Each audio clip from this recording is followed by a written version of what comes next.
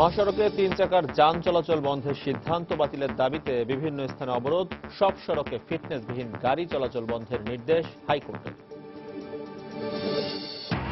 দুর্নীতির 2 মামলায় বকশীবাজারের বিশেষ আদালতে বেগম জিয়ার হাজিরা, পরবর্তী শুনানি 10 আগস্ট। মাতৃগর্ভে শিশু গুলিবিদ্ধের ঘটনার সঙ্গে জড়িতদের ছাড় দেওয়া হবে না, হাসপাতালে বললেন তথ্যমন্ত্রী। গ্রেফতার আরো 2 জনের রিমান্ড চাওয়া হবে মঙ্গলবার। রাজধানীতে কর্মজীবী নারী ধর্ষণের ঘটনা বাড়ছে, কর্মবিমুখ করতেই একটি শ্রেণী এসব ঘটাচ্ছে মত আইন ও সালিশ কেন্দ্রের। প্রতিরোধে তৎপরতা বাড়ানোর দাবি পুলিশের। এবং টানা বৃষ্টিপাত ও নদ নদীর পানি বৃদ্ধি অব্যাহত থাকায় বিভিন্ন জেলার নতুন নতুন এলাকা প্লাবিত, পানিবন্দী শত শত পরিবার।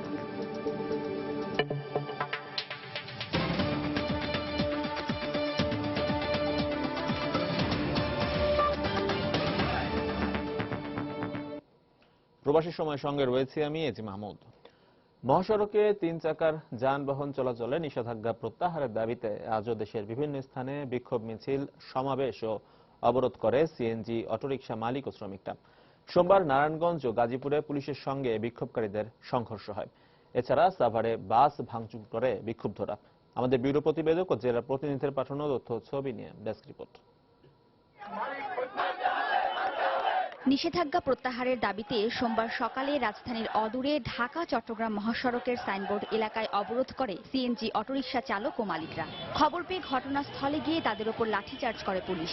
এ সময় বিক্ষোভকারীরা ইট পাটকেল নিক্ষেপ করে। এক পর্যায়ে পরিস্থিতি নিয়ন্ত্রণে আনতে রাবার বুলেট ছোড়ে পুলিশ। পরে পরিস্থিতি স্বাভাবিক হলে মহাসড়কে যান চলাচল শুরু হয়। 25 লক্ষ পরিবার এই সিএনজির উপর নির্ভর। আমরা গাড়ি চালান আজকে 3 দিন ধরে বন্ধ। আমরা অনাহারী মানুষ। কিছু গাড়ির হাওয়া ছেড়ে দেয়, যার কারণে গাড়িগুলো রাস্তায় বসে যায়।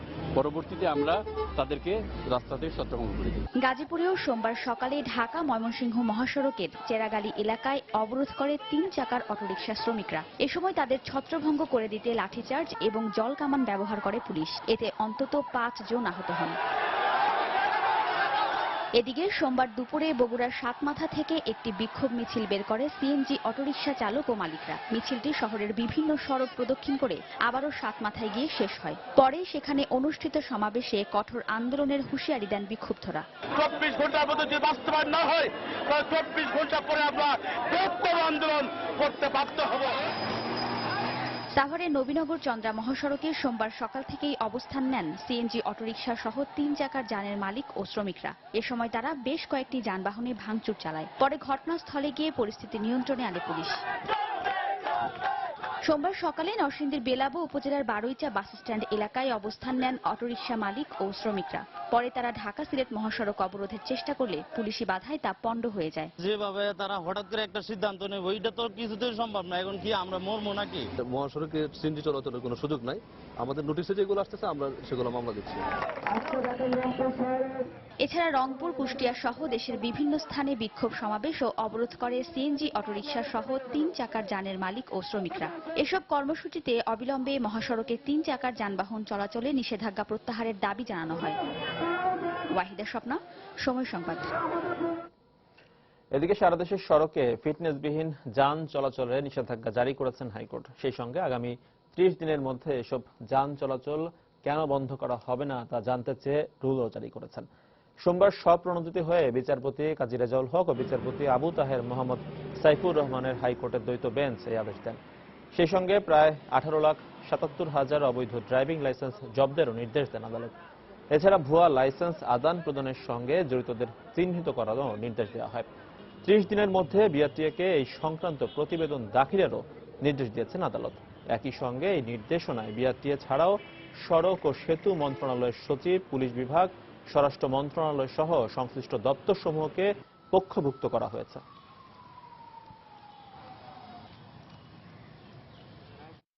যারা ড্রাইভিং বিহীন যে সমস্ত লাইসেন্স হোল্ডার ড্রাইভার, তাদেরকে সিজ করতে বলা হয়েছে, যে ওই সমস্ত লাইসেন্স সিজ করতে বলা হয়েছে আর লিগ্যাল অ্যাকশন নিতে বলা হয়েছে।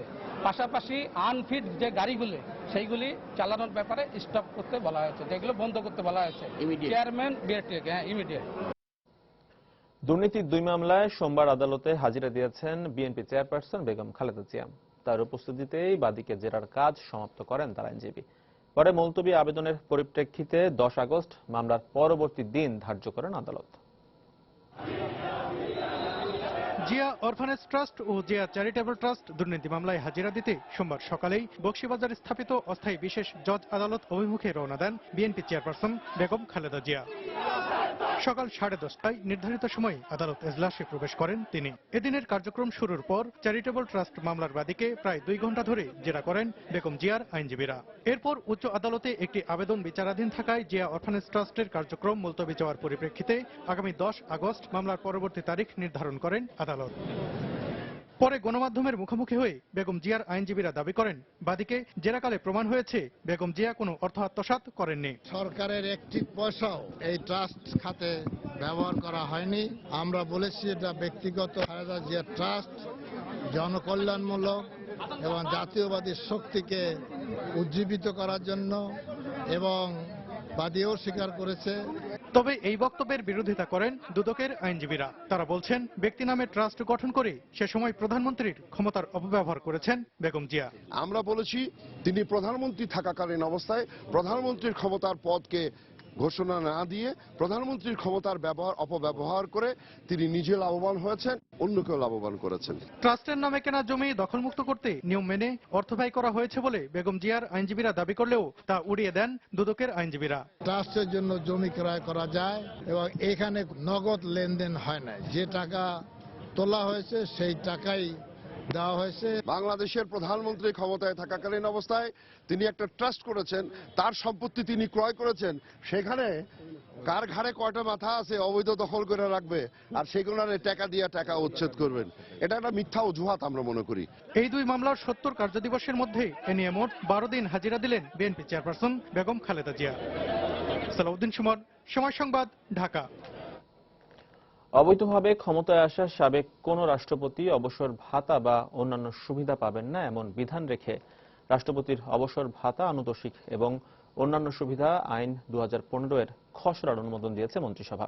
এছাড়া মন্ত্রিসভার বৈঠকে জাতিসংঘের দেয়া ক্ষুধার বিরুদ্ধে সংগ্রামে বাংলাদেশের সফলতার স্বীকৃতিপত্র প্রধানমন্ত্রীর হাতে হস্তান্তর করেন খাদ্যমন্ত্রী। 2015 সালের মধ্যে পৃথিবী থেকে ক্ষুধা আর দারিদ্র্য কমাতে 2000 সালে 189টি দেশের প্রধানরা 8টি লক্ষ্য নির্ধারণ করেন, যাকে বলা হয় সহস্রাব্দের উন্নয়ন লক্ষ্যমাত্রা বা এমডিজি। এসব লক্ষ্যমাত্রার মধ্যে আরও প্রাধান্য পায় সার্বজনীন প্রাথমিক শিক্ষা, জেন্ডার সমতা, শিশু মৃত্যুর হার কমানো, মাতৃস্বাস্থ্য উন্নয়ন এবং রোগ ব্যাধি দমনের মতো বিষয়গুলো।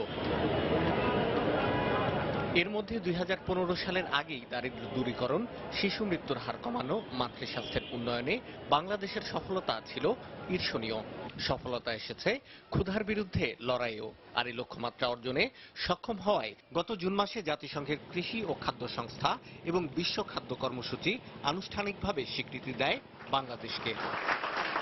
ইতালির রোমে বাংলাদেশের পক্ষে তা গ্রহণ করেন খাদ্যমন্ত্রী অ্যাডভোকেট কামরুল ইসলাম। মন্ত্রিসভার বৈঠকের শুরুতে এই স্বীকৃতিপত্র প্রধানমন্ত্রীর হাতে তুলে দেন খাদ্যমন্ত্রী। 1990 থেকে 2015 এটা হচ্ছে এমডিজির আমাদের কার্যকাল বা বাস্তবায়ন কাল। এর মধ্যে পুষ্টিহীন জনসংখ্যা এইটা শতকরা অন্তত 50% কমানো অথবা কমিয়ে 5%-এ নিয়ে আসা। পুষ্টিহীন মানুষের যে সংখ্যা এটা শতকরা 50%-এর চেয়ে বেশি আমরা কমিয়ে এনেছি, এবং তারই স্বীকৃতি হিসাবে food and agriculture organisation of the event তারা অ্যাচিভমেন্ট অ্যাওয়ার্ডটি দিয়েছেন বাংলাদেশকে। এছাড়া বৈঠকে অনুমোদন দেয়া হয় রাষ্ট্রপতির অবসর ভাতা, আনুতোষিক এবং অন্যান্য সুবিধা আইন 2015-র খসড়ার। উপযুক্ত আদালত কর্তৃক অসাংবিধানিক পন্থায় বা অবৈধ উপায়ে রাষ্ট্রপতি পদে অধিষ্ঠিত হয়েছেন বা হয়েছিলেন মর্মে ঘোষিত কোনো ব্যক্তি অবসর ভাতা ও অন্যান্য সুবিধা লাভের অধিকারী হবেন না, এটা আইনে বলা হয়েছে। বৈঠকে 1 ও 2 টাকার পাশাপাশি 5 টাকার নোট ইস্যু করার ক্ষমতা সরকারের হাতে রেখে অনুমোদন দেয়া হয় বাংলাদেশ কয়েনেজ অ্যাক্ট 2015-র খসড়ার সংশোধনী। কমিটি অন অটিজমের শাহ আলী জয়, সময় সংবাদ, ঢাকা। মাগুরায় যুবলীগের 2 গ্রুপের সংঘর্ষে মা ও মাতৃগর্ভে থাকা সন্তান গুলিবিদ্ধের ঘটনায় জড়িতদের ব্যাপারে কোনো ছাড় দেওয়া হবে না বলে জানিয়েছেন তথ্যমন্ত্রী হাসানুল হক ইনু।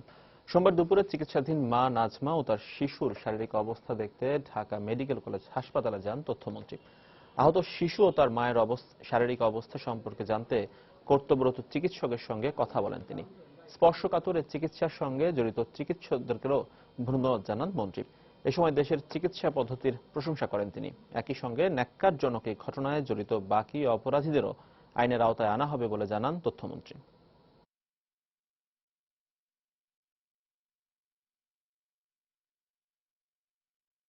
আমাদের আইন শৃঙ্খলা রক্ষাকারী বাহিনী খুব তড়িৎ গতিতে ইতিমধ্যেই গুরুত্বপূর্ণ আসামিগুলোকে চিহ্নিত করেছে এবং গ্রেপ্তার করতে সক্ষম হয়েছে। বাকি যেগুলো আছে সেগুলো গ্রেপ্তার হবে। মাননীয় প্রধানমন্ত্রী বলেছে এই ব্যাপারে কোনো ছাড় দিব না, আইনের ঊর্ধ্বে কোনো অপরাধী থাকতে পারবে না। মাগুরায় মাতৃগর্ভে শিশু গুলিবিদ্ধের ঘটনায় আরো দুজনকে গ্রেফতার করেছে ডিবি পুলিশ। সোমবার বিকেলে নারায়ণগঞ্জের সাইনবোর্ড এলাকা থেকে তাদের গ্রেফতার করা হয়। এছাড়া এই ঘটনায় দুই আসামির একদিন করে রিমান্ড মঞ্জুর করেছেন আদালত। মাগুরার সিনিয়র জুডিশিয়াল ম্যাজিস্ট্রেট আদালত 1-এর বিচারক ফারহা মামুনের রিমান্ড আবেদন মঞ্জুর করেন। গত 27 জুলাই মামলার তদন্তকারী কর্মকর্তা ইমাউল হক আসামিদের জিজ্ঞাসাবাদের জন্য 7 দিনের রিমান্ড আবেদন করেন। এদিকে গতরাতে মামলায় অভিযুক্ত সেন সুমনকে রাজধানীর কল্যাণপুর থেকে এবং নজরুল ইসলাম নামে আরো একজনকে মাগুরার ওয়াবদা বাজার এলাকা থেকে গ্রেফতার করা হয়। এ নিয়ে এই ঘটনায় মোট 6 জনকে গ্রেফতার করা হলো। গত 23 জুলাই যুবলীগের দুপক্ষের সংঘর্ষে অন্তঃসত্ত্বা নাজমা খাতুন এবং তার গর্ভের শিশু গুলিবিদ্ধ হয়। এ ঘটনায় গত 26 জুলাই মাগুরা সদর থানায় 16 জনকে আসামি করে একটি মামলা করা হয়।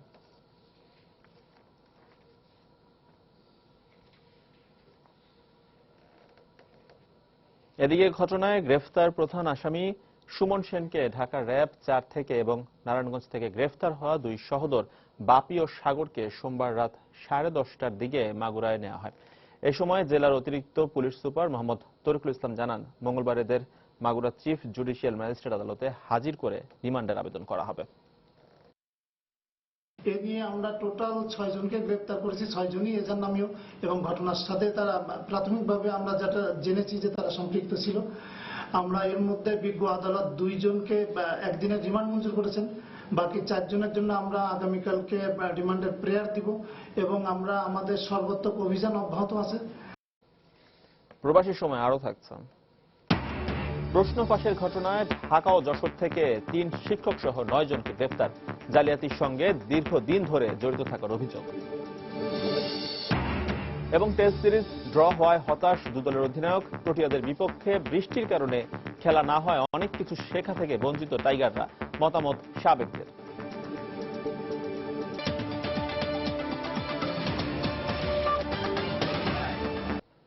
ঢাকা নারায়ণগঞ্জের লিংক রোডের চলন্ত বাসের সামনে ককটেল ফাটিয়ে গতিরোধ করে নুরুল ইসলাম নামে এক ব্যবসায়ীকে গুলি করে হত্যা করেছে দুর্বৃত্তরা। সোমবার রাত 10:30টার দিকে ফতুল্লার মাহমুদপুরে ঘটনা ঘটে। পুলিশ জানায়, ঢাকার গুলিস্তান থেকে মোবাইল ফোন ব্যবসায়ী নুরুল ইসলাম উৎসব পরিবহনে করে ফতুল্লার নিজ বাড়িতে ফিরছিলেন। পথে মাহমুদপুর এলাকার সামাদ বানু সিএনজি স্টেশনের সামনে পৌঁছলে ককটেল ফাটিয়ে বাসটির গতিরোধ করে দুর্বৃত্তরা। এ সময় দ্রুত কয়েকজন বাসটির ভেতরে উঠে গিয়ে নুরুল ইসলামের বুকে গুলি করে তার হাতের ব্যাগটি ছিনিয়ে পালিয়ে যায়। গুরুতর আহত অবস্থায় তাকে উদ্ধার করে শহরের খানপুর হাসপাতালে নেওয়া হলে কর্তব্যরত চিকিৎসক তাকে মৃত ঘোষণা করে। নিহত ব্যবসায়ী রাজধানীর হাতিরপুরের মোতালেব প্লাজা একটি মোবাইলের দোকান ছিল।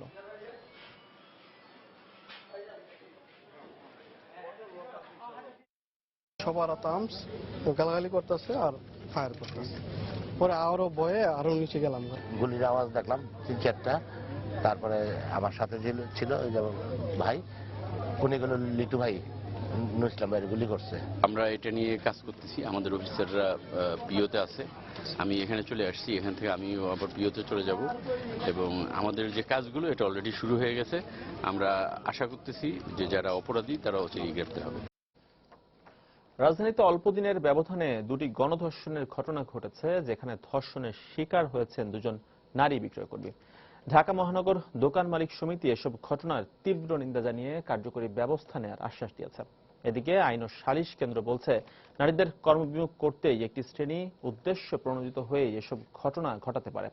অন্যদিকে ঢাকা মেট্রোপলিটন পুলিশ বলছে, গণধর্ষণ প্রতিরোধে বাড়ানো হচ্ছে আইন শৃঙ্খলা রক্ষা বাহিনী তৎপরতা। ফখরুল শাহিনের প্রতিবেদন। গত বৃহস্পতিবার রাত 8:30টার দিকে রাজধানীর উত্তরায় কর্মস্থল থেকে বাসায় ফেরার পথে এক নারী কর্মজীবী গণধর্ষণের শিকার হন। এর কিছুদিন আগে 22শে মে রাজধানীর বাড়িধারা এলাকার একটি দোকান থেকে বাসায় ফেরার পথে চলন্ত মাইক্রোবাসে তুলে নিয়ে এক তরুণীকে গণধর্ষণ করে দুর্বৃত্তরা।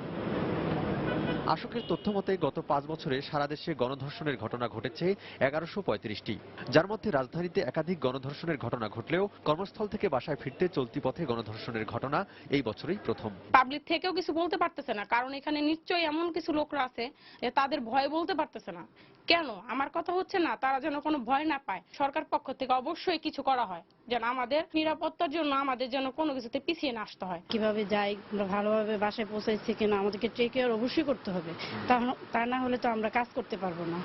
আইন ও সালিশ কেন্দ্র বলছে এই ধরনের ঘটনা নারীদের নিরাপত্তাহীনতার সৃষ্টি করবে, যা নারীদের কর্মজীবী হওয়ার ক্ষেত্রে বড় বাধা। অর্থনৈতিকভাবে যখন দেখা যাচ্ছে যে নারীরা সচ্ছল হতে চেষ্টা করছে, নিজেরা এম্পাওয়ার্ড হচ্ছে এবং অর্থনৈতিক কাজে তাদের অংশগ্রহণ বেড়েছে, সেই সময় ধর্ষণকে একটা হাতিয়ার হিসেবে বেছে নেওয়া হচ্ছে যে নারীদের চলাচলকে ব্যাহত করার জন্য। ঢাকা মহানগর দোকান মালিক সমিতি বলছে কর্মজীবী নারীদের নিরাপত্তা জোরদার করতে দোকান মালিকদের জন্য একটি আচরণ বিধি তৈরি করা হচ্ছে। আমাদের কিছু দিক নির্দেশনা তৈরি হচ্ছে যে এই ধরনের ঘটনা যেন না হয়, তার জন্য প্রতিটা জনের সাথে আমরা সমন্বয় রেখে কাজ করে যাব আগামীতে। এদিকে ডিএমপি বলছে এই ধরনের ঘটনার যেন পুনরাবৃত্তি না ঘটে, সেজন্য মহানগরের সকল থানার ভারপ্রাপ্ত কর্মকর্তাদের আরো সজাগ থাকতে বলা হয়েছে। সংশ্লিষ্ট থানাগুলোকে ইতিমধ্যে ইনস্ট্রাকশন দেওয়া হয়েছে কোন কোন ক্ষেত্রগুলোতে এই ধরনের ঘটনা ঘটবার প্রবণতা বেশি লক্ষ্য করা যায়, সেই বিষয়গুলোকে চিহ্নিত করে সেখানে প্রয়োজনীয় নিরাপত্তা বাড়ানোর বিষয়ে আমাদের ইনস্ট্রাকশন ইতিমধ্যেই দেয়া আছে। নারী অধিকার কর্মীরা মনে করেন গণধর্ষণ দমনে ধর্ষকদের বিরুদ্ধে কঠোর ব্যবস্থা গ্রহণের বিকল্প নেই। ফখরুল শাহীন, সময় সংবাদ, ঢাকা। প্রাকৃতিকভাবে উন্মুক্ত জলাশয়ে মাছ উৎপাদনে সারা বিশ্বে বাংলাদেশের অবস্থান চতুর্থ।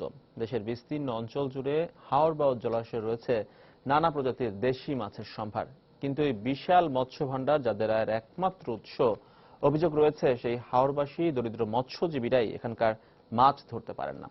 বেশ কয়েক বছর ধরে বর্ষা মৌসুমে হাওর লিজ দেয়া এইসব মাছের দখল চলে যায় প্রভাবশালীদের হাতে। হবিগঞ্জের হাওর অঞ্চল ঘুরে এসে মৎস্যজীবী হাওরবাসীর জীবনযাত্রার টানাপোড়েনের চিত্র তুলে ধরেছেন জাফর সাদিক, ক্যামেরা ছিলেন খলিল রহমান। অপার প্রাকৃতিক সৌন্দর্যের মাঝে থেকেও নিরন্তর জীবন সংগ্রামে ছুটে চলেন হাওরবাসী। মাছ ধরা আর কৃষিকাজ হাওরবাসীর জীবিকার প্রধান মাধ্যম হলেও বেশ কয়েক বছর ধরেই মাছ ধরার সুযোগ কমে আসায় বিকল্প জীবিকার খোঁজে হন্যে হয়ে ঘুরছেন তারা। আমরা জাল বাইয়া খাইতাম যাই, যারা বিল লিজ নেয় এরা মানা করে জাল বাল লইয়া যাবে, খামলা খাজলা দেই আর খাই। যদি লিস্টে বাদ দেওয়া হইতো আর জাল জুল বাইতাম আমরা শান্তি মতো চলতাম। অভিযোগ আছে বিভিন্ন সময় সরকারি বেসরকারি উদ্যোগে হাওরে মাছের পোনা ছাড়া হলেও এর সুফল পান না হাওরবাসী, কিন্তু এ নিয়ে অনেকটাই নির্বিকার স্থানীয় প্রশাসন। সরকার যে বিভিন্ন সময় মাছ ছাড়ে, এই মাছ যদি আমরা মারতে পারতাম তাইলে তো আমরা জীবিকা নির্ভর, তো এই মাছ আমরা মারতে দেয় না। প্রভাবশালী মানুষজন উন্মুক্ত জলাশয় যেখানে স্রোতস্বিনী আছে সেখানেও বদ্ধ জলাশয় দেখিয়ে লিজ নিয়ে থাকেন, যেটা অবৈধ। লিজ না দিয়ে যদি গরিব জনসাধারণের জন্য উন্মুক্ত রাখা হতো তাহলে সরাসরি আইনগতভাবেই দরিদ্র জনসাধারণ এই মাছগুলোতে অ্যাক্সেস করতে পারতো। সাধারণত লিজ দেওয়া হয় মৎস্য সমিতির অনুকূলে। প্রান্তিক জেলে যারা আছে তারা যদি ওই সমিতির বাইরে থাকে তাহলে কিন্তু তারা ওই লিজের প্রক্রিয়ার বাইরে কিন্তু চলে গেল। তাদের কল্যাণে যদি তাদের নেতৃত্ব কাজ না করে তাহলে এটাকে কতটুকু আমরা তাদেরকে ঠিক ওইভাবে ইয়ে করতে পারবো। তবে আশার কথা, হাওরবাসীর জীবনমান উন্নয়নে সরকারের পাশাপাশি সমন্বিত উন্নয়ন কর্মসূচি নিয়ে এগিয়ে এসেছে একটি বেসরকারি সংস্থা। প্রকৃতির অফুরন্ত ভান্ডার এই হাওর সমন্বিত উন্নয়ন কর্মসূচির মাধ্যমে ব্রাক সেই সম্ভাবনাকে কাজে লাগানোর জন্য, একটা মানুষের পূর্ণাঙ্গ জীবনযাত্রার জন্য যে যে ধরনের কর্মসূচি গ্রহণ করা দরকার সেগুলো প্রত্যেকটাকে অ্যাড্রেস করে এই সমন্বিত উন্নয়ন কর্মসূচি বাস্তবায়ন চলছে হাওর অঞ্চলে। বিস্তীর্ণ এই ফসলি জমি আর কিছুদিন পর তলিয়ে যাবে অথই পানিতে। এ সময় উন্মুক্ত এই জলাশয় চলে যাবে প্রভাবশালীদের দখলে। তাই হাওরবাসীর জীবনমান উন্নয়নে জাল যার জলাতার এই নীতি বাস্তবায়নের পাশাপাশি বিকল্প কর্মসংস্থান তৈরি জরুরি বলে মনে করছেন এই অঞ্চলের বাসিন্দারা। হবিগঞ্জের বানিয়াচং হাওর এলাকা থেকে জাফর সাদিক, সময় সংবাদ। টানা বৃষ্টিপাত ও নদ নদীর পানি বৃদ্ধি অব্যাহত থাকায় দেশের বিভিন্ন জেলার নতুন নতুন এলাকা প্লাবিত হয়েছে। এতে ব্যাহত হচ্ছে মানুষের স্বাভাবিক কার্যক্রম। পানিবন্দী হয়ে পড়েছে শত শত পরিবার। বন্ধ হয়ে গেছে স্কুল, কলেজ সহ ব্যবসা প্রতিষ্ঠান। আমাদের জেলা প্রতিনিধিদের পাঠানো তথ্য ছবি নিয়ে ডেস্ক রিপোর্ট। বরগুনার নদ নদীর পানি স্বাভাবিক জোয়ারের তুলনায় প্রায় 3 থেকে 3.5 ফুট বেড়ে বিপদসীমার উপর দিয়ে প্রবাহিত হচ্ছে। এতে সদর উপজেলার মুক্তিযোদ্ধা পল্লী, চর কলোনি, ব্যাংক কলোনি সহ বেশ কিছু নিচু এলাকা পানির নিচে চলে গেছে। এলাকার 5 শতাধিক ঘরবাড়ি প্লাবিত হয়েছে। রাস্তাঘাট, বাড়িঘরের উঠান, রান্নাঘর সহ সবকিছু তলিয়ে যাওয়ায় দুর্ভোগে পড়েছেন হাজারো মানুষ। এদিকে জোয়ারের চাপ না কমলে বেড়ি বাঁধ ভেঙে আবারও গ্রামের পর গ্রাম প্লাবিত হওয়ার আশঙ্কা করছেন স্থানীয়রা। জোয়ার পানির তলায় যায় করতে পারি না, এই জন্য আমার অসুবিধা কষ্ট হয়ে যায়। দোকান খুলে বসে রয়েছি, স্বাভাবিক জোয়ার পানি বেশি হয়ে গেছে আটুমান, এই জন্য দোকানে কাস্টমার আসে না, অনেক কম আসে।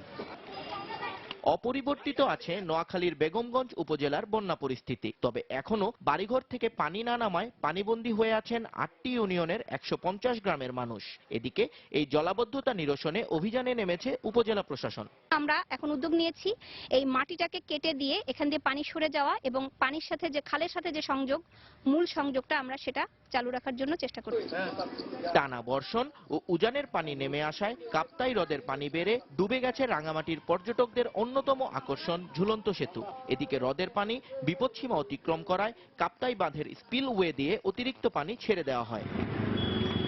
ছোট ফেনী নদীর তীরবর্তী ফেনী সদর ও দাগনভূঞা উপজেলার বন্যা পরিস্থিতির কিছুটা উন্নতি হয়েছে। পানির নিচে থাকা 81টি গ্রামের বেশিরভাগ এলাকা থেকে পানি নামতে শুরু করেছে। এতে কিছুটা হলেও কমছে ভোগান্তি।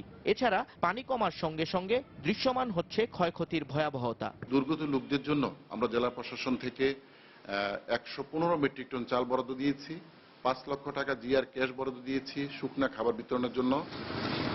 বিষখালী নদীর পানি বৃদ্ধি অব্যাহত থাকায় বন্যা পরিস্থিতি অবনতি হয়েছে দক্ষিণের জেলা ঝালকাঠিতেও। সেই সঙ্গে দিনভর থেমে থেমে বৃষ্টি হচ্ছে সেখানে।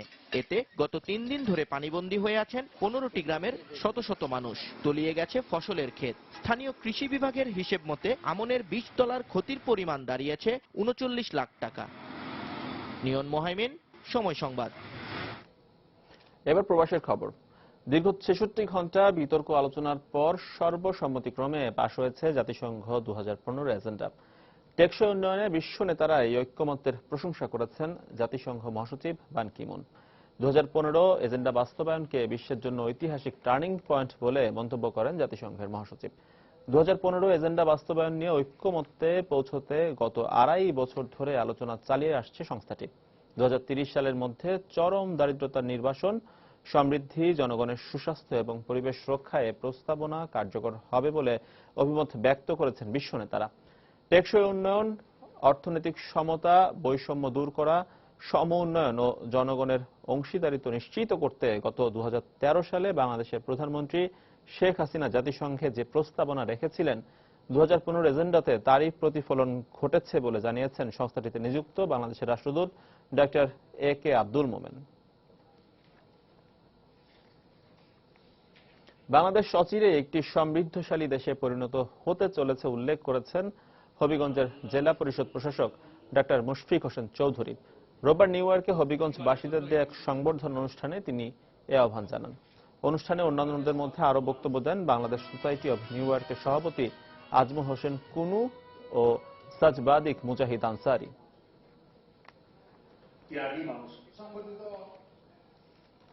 যুক্তরাষ্ট্রের বাজারে বাংলাদেশি পণ্যের বাজার বৃদ্ধিতে প্রথমবারের মতো অনুষ্ঠিত হতে যাচ্ছে বাংলাদেশ বাণিজ্য মেলা 2015। বাংলাদেশের চারু শিল্পীদের প্রতিষ্ঠান আর্টিস্ট রান এই বাণিজ্য মেলার আয়োজন করেছে। রোববার এক সংবাদ সম্মেলনে তথ্য জানানো হয়। আগামী 18 থেকে 20 সেপ্টেম্বর নিউ ইয়র্কের স্টারিয়া সাউন্ড ভিউ অডিটোরিয়ামে অনুষ্ঠিত এই মেলায় অংশ নেবে 35টি বাংলাদেশি প্রতিষ্ঠান। এতে বুটিক ও হস্তশিল্পের পাশাপাশি টেক্সটাইল, ফ্রোজেন ও প্রসেস ফুড, চামড়া ও পাটজাত পণ্য, প্রসাধনী, শাড়ি ও বেশ কিছু ফ্যাশন হাউস অংশ নেবে বলে জানায় আয়োজকরা। এই আয়োজন যুক্তরাষ্ট্রে বাংলাদেশি পণ্যের আলাদা বাজার সৃষ্টি করবে বলে আশা প্রকাশ করেন তারা। নির্বাচনী পরীক্ষায় উত্তীর্ণ না হলে ক্লাসে 70% উপস্থিতি থাকলেও কোনো পাবলিক পরীক্ষায় অংশগ্রহণ করা যাবে না বলে জানিয়েছে শিক্ষা মন্ত্রণালয়। সোমবার এই বিষয়ে পরিপত্র জারি করা হয়। শুধুমাত্র 70% উপস্থিতি থাকলেই পাবলিক পরীক্ষায় অংশ নেওয়ার ব্যাপারে আগের পরিপত্রটি বাতিল করে নতুন এই আদেশ জারি করা হলো। চলতি বছরের মার্চে উপস্থিতির এই শর্ত মেনে নির্বাচনী পরীক্ষায় অনুত্তীর্ণ শিক্ষার্থীদের পাবলিক পরীক্ষা দেওয়ার সুযোগ দিয়ে পরিপত্র জারি করেছিল শিক্ষা মন্ত্রণালয়। বিএসএসএ ক্যারি অন প্রথা পুনর্বহালের দাবিতে মঙ্গলবার থেকে অনির্দিষ্টকালের জন্য ক্লাস বর্জনের ঘোষণা দিয়েছে সারা দেশের সরকারি বেসরকারি মেডিকেল কলেজের আন্দোলনরত শিক্ষার্থীরা। সোমবার রাজধানীর শহীদ মিনারে তারা এ ঘোষণা দেয়। এছাড়া মঙ্গলবার সকাল থেকে প্রতিটি মেডিকেল কলেজের অধ্যক্ষের কার্যালয়ের সামনে অবস্থান কর্মসূচিও নেয় শিক্ষার্থীরা। এর আগে সোমবার সকালে স্বাস্থ্যমন্ত্রী বরাবর স্মারকলিপি দিতে শহীদ মিনার থেকে একটি সমাবেশ সচিবালয়ের উদ্দেশ্যে রওনা হয়। মিনারের পাদদেশে নিরাপত্তার কারণ দেখিয়ে তাদের থামিয়ে দেয় আইন শৃঙ্খলা রক্ষাকারী বাহিনী। পরে আন্দোলনরত শিক্ষার্থীরা পুলিশের নিরাপত্তায় মিছিল নিয়ে শহীদ মিনার এলাকা ঘুরে আসে। এরপরে 8 সদস্যের একটি প্রতিনিধি দল সচিবালয়ে যায়। প্রতিনিধি দলটি ফিরে এসে জানায় স্বাস্থ্যমন্ত্রী তাদের সাথে দেখা করেননি, তবে মন্ত্রীর ব্যক্তিগত সহকারী স্মারকলিপিটি গ্রহণ করেছেন। এদিকে কোনো শিক্ষার্থী যদি একটি বিষয়ে অকৃতকার্য হয় তবে পুরো বছর বাদ না দিয়ে নির্দিষ্ট বিষয়ের পরীক্ষা দিয়ে পরবর্তী শ্রেণীতে পড়া চালিয়ে যাওয়ার জন্য আন্দোলন করে আসছেন এসব শিক্ষার্থীরা।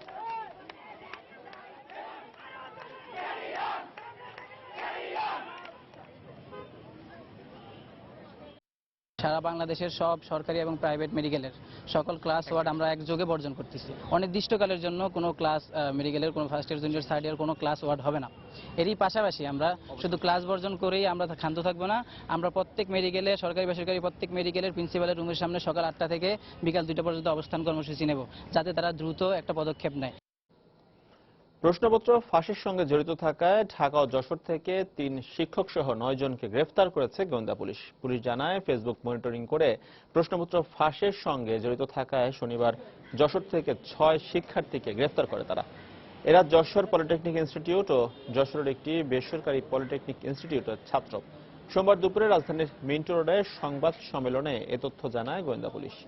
একই দিনে রাজধানীর ডেমরা থেকে প্রশ্নপত্র জালিয়াতির সঙ্গে জড়িত থাকার অভিযোগে ডেমরা গোলাম মোস্তফা ডিগ্রি কলেজের 3 শিক্ষককে গ্রেফতার করে ঢাকা মহানগর গোয়েন্দা পুলিশ।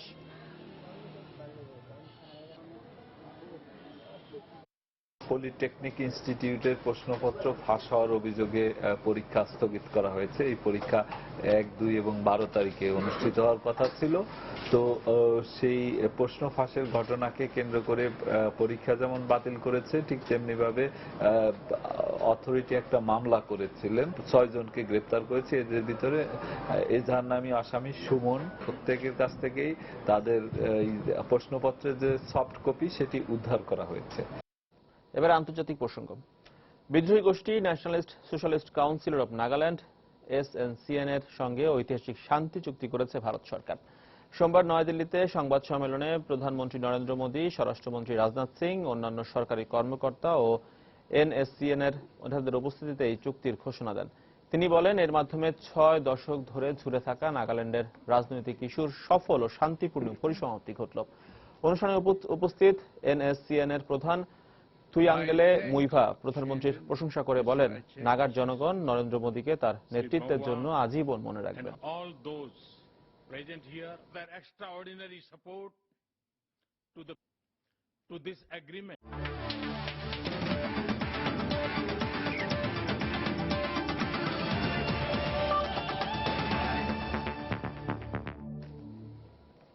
বাজে আউটফিল্ডের কারণে সিরিজ নির্ধারণী ঢাকা টেস্টের 4 দিনের খেলা বাতিল হওয়ায় হতাশ হয়েছেন 2 দলের অধিনায়ক। প্রতিদ্বন্দ্বীর বিপক্ষে প্রথমবার টেস্ট সিরিজ ড্র করার আনন্দের চেয়ে মাঠের অভিজ্ঞতা অর্জন থেকে বঞ্চিত হওয়ার বিষয়টি হতাশ করেছে টাইগার অধিনায়ক মুশফিককে। অন্যদিকে বাজে আবহাওয়ার কারণে টেস্ট সিরিজ ড্র হওয়ায় আশাহত প্রোটির অধিনায়ক হাশিম আমলা। টানা বৃষ্টির পর রোববার বিকেলে হেসেছিল ঢাকার আকাশ। এরপর মুখ গোমড়া করলেও আর অঝোর ধারায় কাঁদেনি শ্রাবণের মেঘ। ফলে সিরিজ নির্ধারণী টেস্টের শেষ দিনে রৌদ্রোজ্জ্বল ঝলমলে আকাশ দেখে টাইগার ভক্তরা প্রস্তুত হচ্ছিল ব্যাট বলের লড়াই দেখতে। কিন্তু ম্যাচ শুরু হওয়ার আগে হঠাৎ ম্যাচ রেফারি ক্রিস ব্রডের ঘোষণা, বাজে আউটফিল্ডের কারণে পরিত্যক্ত 5ম দিনের খেলা। ফলে মাত্র একদিনের খেলার উপর ভিত্তি করে ড্র ঘোষণা করা হয়েছে বাংলাদেশ দক্ষিণ আফ্রিকার টেস্ট সিরিজের দ্বিতীয় টেস্ট।